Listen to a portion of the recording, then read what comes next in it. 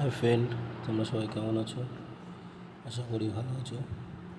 বহুদিন ভিডিও ছাড়া হয় না, তার একটাই কারণ আমাদের দোকানটা ছেড়ে দেওয়া হচ্ছে। আমি শ্রী গৌতম ব্যানার্জির নিকট হইতে যে আবার দোকানটি নতুন লিজ করে ভিডিও নিয়েছিলাম, ছাড়বো আমি।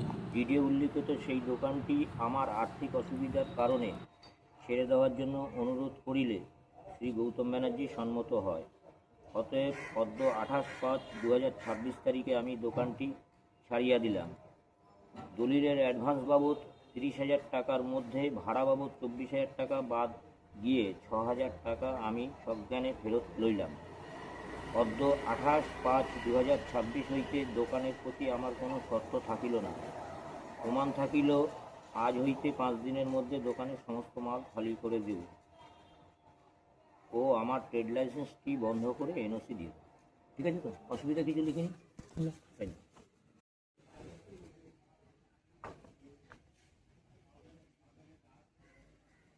23 বলেছিস না? 26।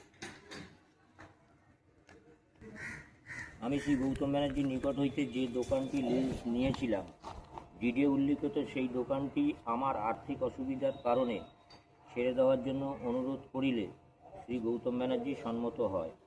অতএব অদ্য 28/5/2026 তারিখে আমি দোকানটি ছাড়িয়া দিলাম।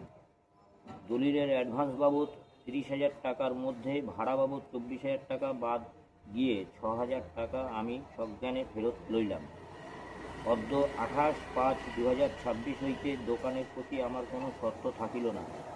প্রমাণ থাকিল আজ হইতে 5 দিনের মধ্যে দোকানের সমস্ত মাল খালি করে দেব ও আমার ট্রেড লাইসেন্সটি বন্ধ করে এনওসি দিব।